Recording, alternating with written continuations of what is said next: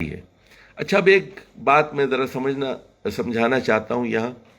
آج یہاں 25 دسمبر ہے اور لوگ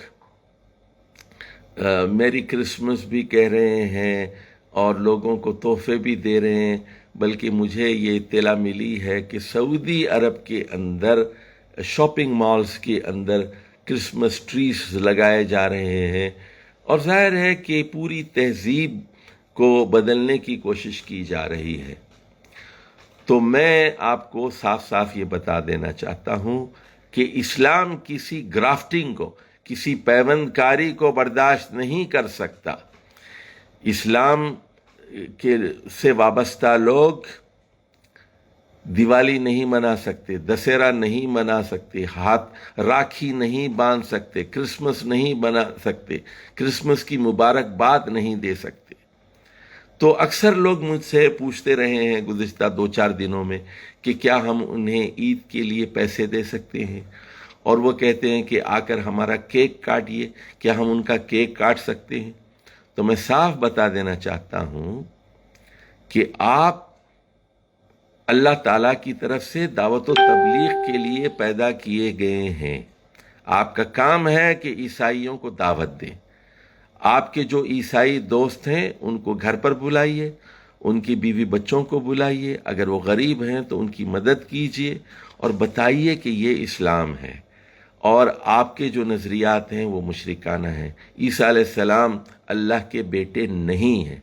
دعوت دیجیے، آپ دعوت دیجیے ان کو، ان سے تعلقات رکھیے، مراسم رکھیے، اور مراسم اور تعلقات کا واحد مقصد یہ ہونا چاہیے کہ ہم دین اسلام کی طرف بلانے والے۔ کنتم خیر امت اخرجت للناس، تم بہترین امت ہو، تم یعنی لوگوں کے لیے نکالے گئے ہو، تمہیں پیدا ہی اس لیے کیا گیا ہے کہ تم غیر مسلموں پر تبلیغ کرو، یہ نہیں کہ تم ان کی ہولی کھیلو اور دسہرہ مناؤ اور دیوالی مناؤ، پھلجھڑیاں چھوڑو۔ یہ کام آپ نہیں کر سکتے۔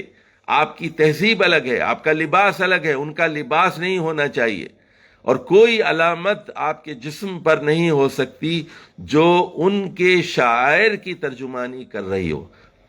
نبی کریم صلی اللہ علیہ وسلم کی اتنی حدیثیں ہیں، خالف المشرکین، خالف الیہود، خالف النصارى، تو آپ نے ہمیشہ امت مسلمہ کو اپنا تشخص برقرار رکھنے کی ہدایت دی ہے۔ تو دیوالی مبارک اور دسہرہ مبارک اور میری کرسمس یہ کہنا آپ کے لیے جائز نہیں ہے، لیکن ان سے اچھی بات کیجئے، غیر مسلموں سے اچھی بات کیجئے۔ اللہ تعالیٰ قرآن میں کہتا ہے قولوا للناس حسنا، لوگوں سے حسین و جمیل گفتگو کرو، اچھی بات کرو، لیکن ان کی باتیں قبول کرنے کی ضرورت نہیں ہے، ان کی تہذیب اور ان کا تمدن اختیار کرنے کی ضرورت نہیں ہے۔ ان کا لباس، ان کی بے لباسی، ان کی عریانی، ان کے رقص اور ان کے سرود سے، ان کی موسیقی سے آپ کا کوئی علاقہ نہیں ہے۔ آپ کی اپنی پہچان ہے، آپ کی اپنی شریعت ہے، اور آپ محمد صلی اللہ علیہ وسلم کو اپنے ماں باپ سے، اپنی اولاد سے، اپنے رشتہ داروں سے اور اپنے تمام عزیز و اقارب سے زیادہ محبوب رکھتے ہیں۔ یعنی یہ امت مسلمہ کے اندر یہ ایسی چیز اللہ تعالیٰ نے پیدا کر دی ہے کہ وہ سب سے زیادہ ترجیح اول محمد صلی اللہ علیہ وسلم کو دیتے ہیں۔ لقد کان لکم فی رسول اللہ اسوۃ حسنہ۔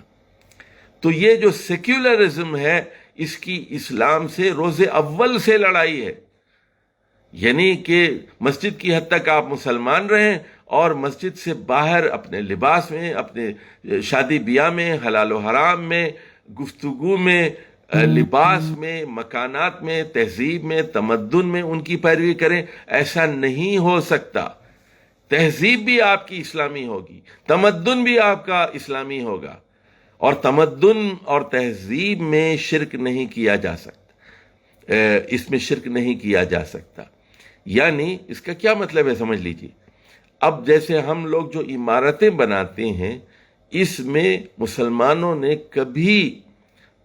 کبھی تصویریں نہیں بنائی۔ ہمارا آرٹ بالکل مختلف ہے، اور مولانا مودودی آرٹ کے سلسلے میں شبلی نعمانی اور ڈاکٹر سید امیر علی پر شدید تنقید کرتے.